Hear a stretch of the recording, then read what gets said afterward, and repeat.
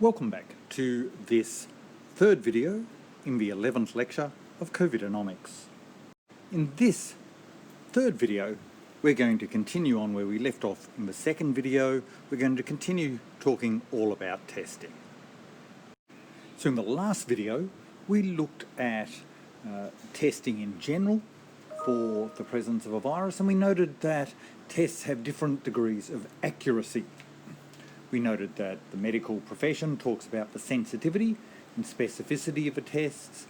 We looked at what they are, and we also noted that there's quite a difference between clinical trial accuracy and what actually happens in the field. However, we concluded that when it comes to SARS-CoV-2, COVID-19, then the PCR test, these RNA-based tests, they are the gold standard, hence the colour, the gold standard in testing. They are the most accurate. However, we also noted that there were some other tests, these antibody or antigen tests, and where I left off last time is I said, well, should we just consider the accuracy of a test? Is that the only thing we care about when testing for whether someone is infected with SARS-CoV-2? Well, this paper by Bergstrom and Lee makes a pretty strong case that we care about a lot more than simple test accuracy when we're talking about COVID-19.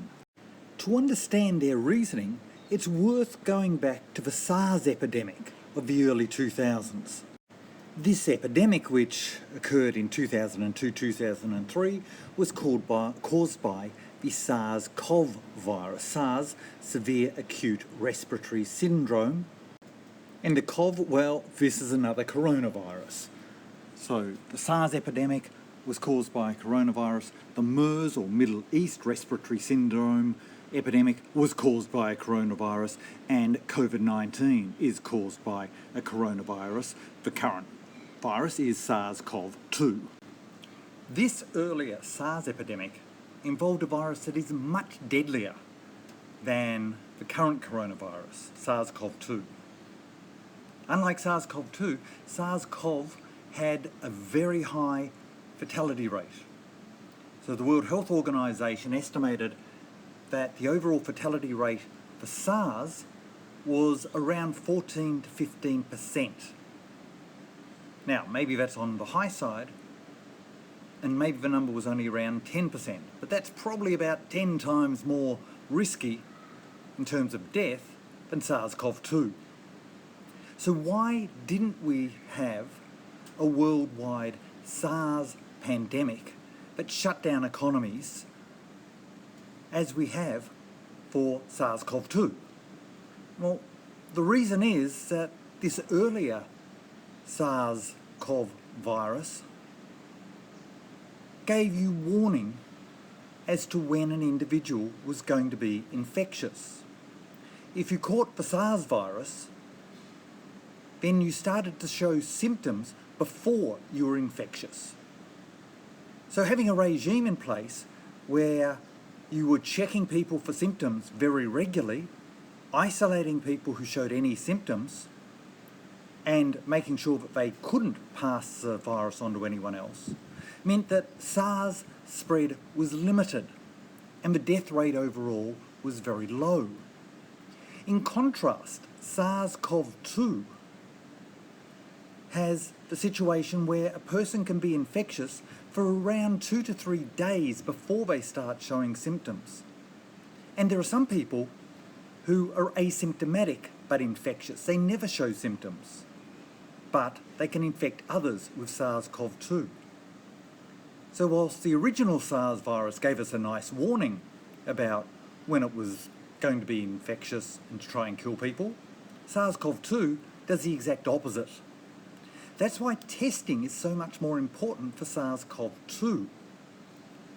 If you've got SARS-CoV, you've got some symptoms, isolate you, use a gold standard test, let's work out what you've got. Have you actually got the SARS virus? If you have, let's start treatment and hope like hell that you're able to live.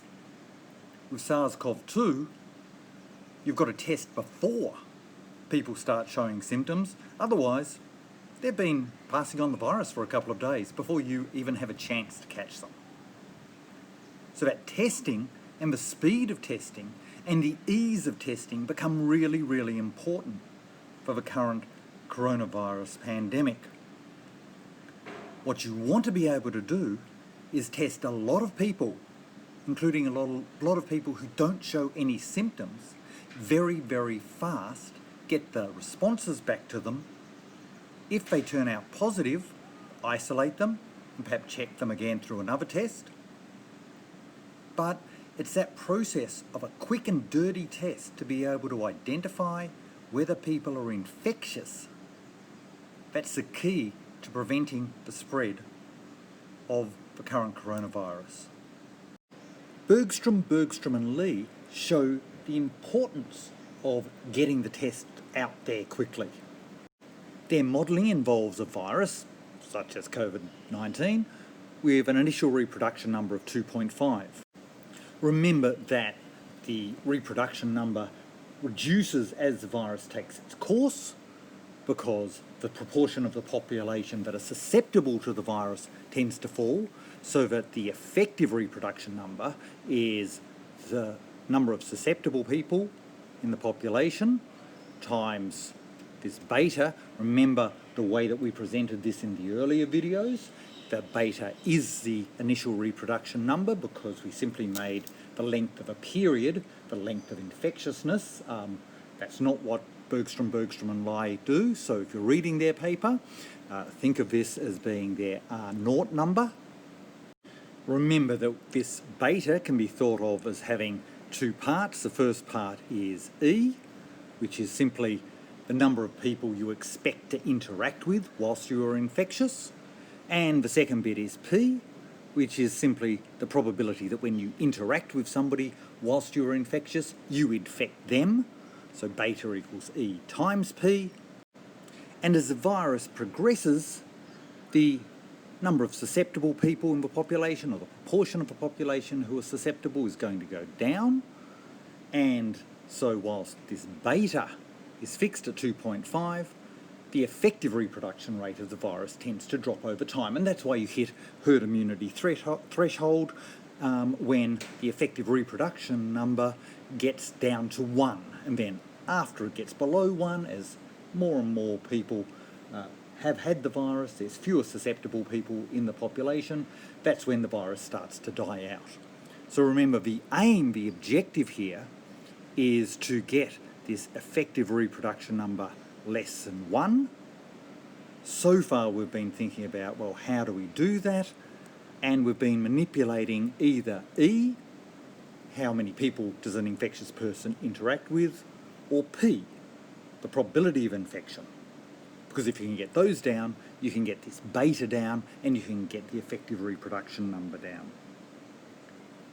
What we're going to look at with Bergstrom, and Lie is to ask, well, the role of testing in that. If you can test people and isolate those people who are tested and test positive and do that quickly, how does that help get the effective reproduction number less than 1? Well, here are the results from one of the modelling exercises that Bergstrom, and Lie did. They have a test that correctly reports a positive result with probability 1 minus Q. In other words, 1 minus Q is the sensitivity of the test. It takes time to get the test results and to contact the person and isolate them if they test positive. So they assume that it takes D days after taking the test. It takes D days to isolate an individual who tests positive. They make some other assumptions. For example, a certain proportion of the population will self-isolate if they get symptoms. They assume a person is contagious for 8 days and that they display symptoms after day 3. And they assume that a fairly high proportion, around 40% of infected people, are asymptomatic. In other words, they don't show symptoms, but they can pass on the virus. Given this, the table that we've got here shows the trade-off between the frequency of testing and the accuracy of testing. So here, again, R is 2.5 without testing. The delay between the positive test and isolating in an individual is 1 day, d equals 1. Up here we have the Q numbers, so remember a small q means a more sensitive test. So 0.1 means that the test is 90% accurate. 0.5 means that it's only got that sensitivity of 50%. Down on the vertical axis we have how often you test. Do you test every day, every 2 days, twice a week, or once a week? And the results here show that that trade-off between frequency and accuracy is pretty stark. If you test everybody every day, even if the test is only has a 50% sensitivity, then you still get the R rate, that reproduction rate, less than 1, which is the objective here. It gets down to 0.85. If you test every 2 days, well, you need a test that's got at least a 70% sensitivity to get the R less than 1. If you test just twice a week, then, well, on this basis, you cannot get the R less than 1.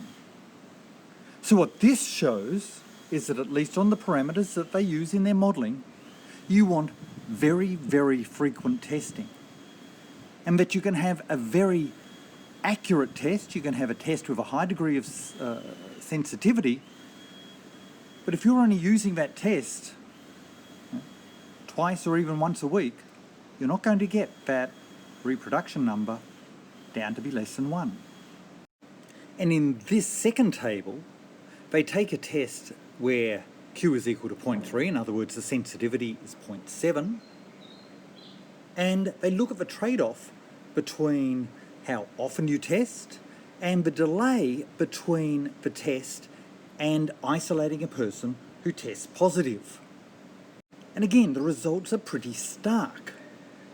If you test every day, if there's a 1 or 2 or 3 or more day delay in isolating those people who test positive, you don't get the effective reproduction number under 1. Of course, it gets worse the less often you test. Even if you get immediate results with a test that's got a sensitivity of 70%, you essentially need to be testing every 1 or every 2 days, and you want either to immediately isolate or to isolate with a half-day delay. But getting up to that 1 day delay, too late. It's gone. The person's already spread the virus to others, and you're essentially chasing your tail, and you can't get that R down below 1. So Bergstrom and Lee show the importance of very quickly being able to isolate individuals who test positive. How important is that? Well, that's illustrated by this table here. What they do is they consider a test where the results are immediate, such as some of those antigen and antibody tests, where you spit in a vial and 15 minutes, half an hour later, you get the test results. What are they looking at here? Well, again, here we've got the Q, so 1 minus Q is the sensitivity of a test, 90% sensitivity down to 50% sensitivity. Here we've got how often you test again, every day, every 2 days, every 3.5 days, or once a week. And again, here we're looking at the effective reproduction number. And notice that if you've got a test with only an 80% sensitivity, you're able to, however, get immediate results, then even if you're only testing twice a week, you're still effective at getting that reproduction number less than 1. Indeed, even if a test only has a sensitivity of 50%, but you can test every 2 days and get those immediate results, then you can get that reproduction number less than 1. So the takeaway here is that to effectively defeat coronavirus, you don't necessarily need the most accurate test, that there's a trade-off between that accuracy, that sensitivity, how often you can test, and how quickly you can then isolate those who test positive. So if you have a test that's perhaps significantly less sensitive than the PCR test, but it's dirt cheap and easy to do, so you can do it to everybody every couple of days and get the results back quickly, then that can be a really, really powerful weapon to fight the spread of COVID-19. The Bergstrom and Lee results, however, assume independence between test results. In other words, if you are actually infected, but you test negative on one day, then when you are tested the next day, it's like an independent draw. To see what this means, suppose that we have a person who actually is infected, and the test has a Q of 0.2, or a sensitivity of 0.8. So 80% of the time, the test will say that the person, yes, test positive, you are infected, but 20% of the time, it will come up with a false negative. So if we're testing daily, the probability that the individual tests negative on day 1 is 20%. The probability, though, that the individual tests negative both on day 1 and when they get tested again on day 2 is, well, they're independent events, so it's a 0.2 chance of a false negative on day 1, then a 0.2 chance of another false negative on day 2, which 0.2 times 0.2 gives you 4% as a chance that the individual won't have been detected as infected by the end of day 2. The probability that the individual tests negative on day 1, day 2 and day 3 is just 0.2 times 0.2 times 0.2, or 0.2 to the power of 3, which is 0.8% or less than 1%. In other words, even though the test has a sensitivity of only 80%, if the test results are like independent draws, the chance that the person isn't detected, who is actually infected, isn't detected by the end of day 3 is less than 1%. So you can see why that very fast turnaround of testing is really important in Bergstrom and Lie. But is this independence assumption sensible? Well, Gans actually says it's too conservative. To understand this, let's think about how the virus grows in an infected person. Initially, the person may have just 1 or 2 of the virus in their system, but the virus reproduces. It infects cells in the body and reproduces. As it reproduces, the individual's viral load increases. Now, the sensitivity of a test is going to depend on when it is able to detect a low viral load. So, for example, the PCR test is able to, in general, detect the presence of a virus if the viral load is above this red line here. In contrast, an antigen-based test is less sensitive because it can't detect these low levels of viral load. It can only detect higher levels of viral load. But once the viral load is high enough, it will come out generally saying, yes, you're infected when you are actually infected. So in other words, the sensitivity isn't like a random draw or an independent draw. Rather, the sensitivity of a test is going to depend on when the test is applied to an individual. If it's early on in the infection, yes, the PCR test will detect the person as positive and an antigen test won't. But if it's later in the infection, when the viral load is high enough, both tests will tend to find the virus and say, yes, this person is infected. Now, why does that matter? Well, it matters because it depends when the person is infectious. While the person here is infected and the viral load changes over the period of time that they are infected, they are not infectious for that entire time. And in fact, if the level of viral load needed to be infectious is higher than the cut-in for, say, an antigen test, then that antigen test, if applied regularly, may be able to check and be very accurate to detect people who are infectious. And because it might be very cheap and very easy to apply every day compared to, say, a PCR test, because it might be able to give immediate results and lead to immediate isolation, unlike a PCR test that has a 1 or a 2 day wait to get the results, Ben Gayens argues that those antigen tests actually may be better at detecting infectious individuals and isolating them quickly, which is what you want. A more sensitive test might tell you, yes, the person is infectious, but because of the delay in either being able to test them, because the test is harder to do, and so you do less of them, it's more expensive, so you do less of them, or because of a delay in getting test results back, so that even though you might test them at point A, you don't get your test results until point B, and then in between time the person has been wandering around infecting other people.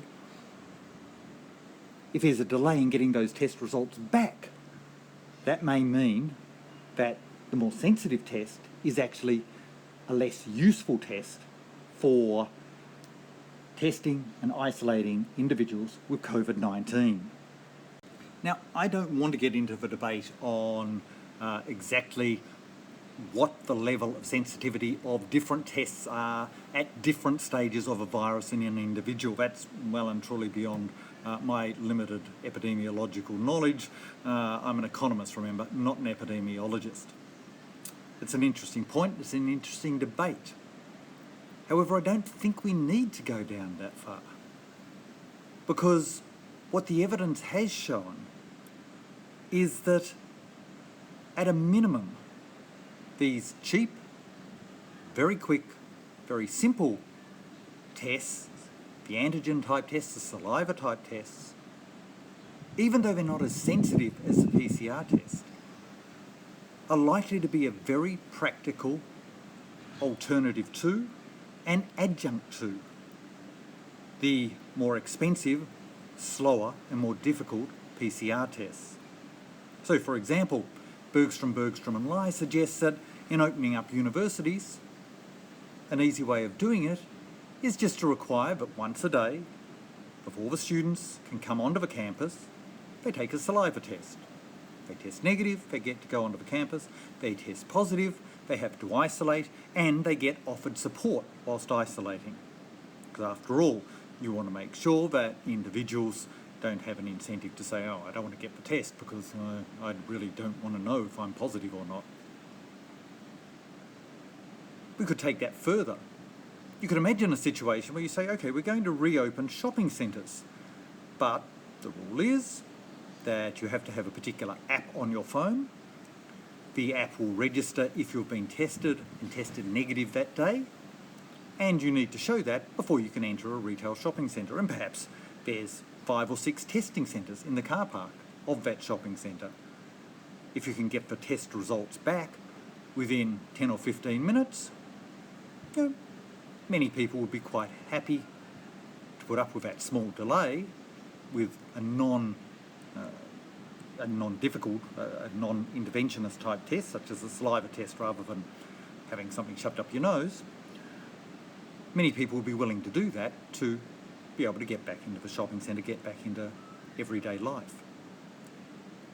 And so we can use these tests to help us reopen the economy. Now, before you go away and say, this is all easy, there's a bunch of wrinkles that are going to appear here. Let me just give you one. I mentioned the article in The Conversation by Maureen Ferran in the previous video. She points out the risk of false positives. So remember from our earlier numerical example, if you've only got, say, 5% infection rate in the population and the specificity of the test is about 90%, then you can still end up with a very high number of false positives, 17% for example. Ferren quite reasonably says, well, isn't there a problem there? You test 100 people, you might find those who are infected, but even more people are being told you've tested positive even though they're not infected. Isn't that going to undermine the credibility of any testing regime pretty quickly? And the answer is, if you left it at that, yes, and Ferren's right, you would need to get that rate of false positives down before you could use these tests widely. But there are other ways you can think about it. For example, you can use the tests in conjunction with the PCR. You might call it an initial screening test. So that if you test positive, okay, that means you have to isolate, but we'll give you a PCR test now. Oh, you don't want the PCR test? Sorry, that means you do have to quarantine for 14 days. You're happy to take the test? Well, take the test now. We'll prioritise it. 24 hours, we'll get the results back to you. So you have to quarantine for 24 hours because of this initial screen. That may be one way of doing it without losing public confidence. Another way might be, you've tested positive. Yep, the initial screening test, we just want to run it again. You'll have to go over to this isolation room for an hour. Video games, TV, keep yourself amused. We'll give another test in an hour and check what comes back then. That, remember, fits into the Bergstrom and Lee. You really are talking about independent tests in that situation, administering the same test pretty close in time, but having a bit of a gap there, just in case. Did something go wrong with the saliva because the person had had a particular thing to eat or something like that beforehand? So I think there are ways around those problems of false positives. And I suspect every other wrinkle, and there will be many wrinkles, I suspect that people will put up about using both antigen tests and PCR tests in conjunction with each other. I think many of those wrinkles, we can get around them as well. And the benefits in terms of both health and reduced economic costs could be pretty substantial. So where have we got to in this 11th lecture? We've been looking essentially at the second wave of COVID-19, which is now, as this video is being made, it's spreading around the world. In the US, the Midwest states are really taking off in terms of their infection rates. Europe is facing new lockdowns. But the modelling suggests that a lockdown is neither necessary nor sufficient for dealing with the second wave. Rather, we want to think about these non-economic, non-pharmaceutical interventions, and they can enable us to live with the virus. Mask wearing, social distancing, making sure that you protect the more vulnerable people in society, making sure that people work from home if they're able to. Those sort of non-pharmaceutical interventions, together with a sensible reopening process as you come out of a lockdown. So don't just immediately start opening bars, restaurants and nightclubs. But if you do, don't be surprised when the virus starts spreading again. So using these alternative interventions can enable us to live with the virus in the sense that we can keep that reproduction rate low, pretty much below 1. Occasionally you'll have breakouts. But as long as you have the most important non-economic, non-pharmaceutical interventions, which is test, trace and quarantine, then you're going to be able to keep the economy operating pretty much as normal. Now, in the previous lecture, we noted that this really important non-pharmaceutical intervention, test, trace, quarantine, can be massively improved by the use of data. And we used some examples from South Korea and Taiwan about how they have used data really to make both the quarantining and the tracing very effective. And again, those economies have been able to continue to operate in a way that many Western economies haven't. So there's been not only less economic damage, there's been less loss of human life. And finally, if we look at the first bit of this, the test part of test, trace and quarantine, then our conclusion from this video is that the gold standards of testing is a test that can be cheaply and simply administered, that gives quick results so that you can get quick quarantining when a person tests positive. Oh yeah, and it's better if it's highly accurate. But accuracy isn't the single parameter for a test. And whilst the PCR test is very accurate, it is neither cheap nor simple, and it doesn't give quick results. So on 3 of our 4 criteria, the PCR test actually fails. Antigen tests, antibody tests aren't as accurate, but they can be administered cheaply and simply for quick results.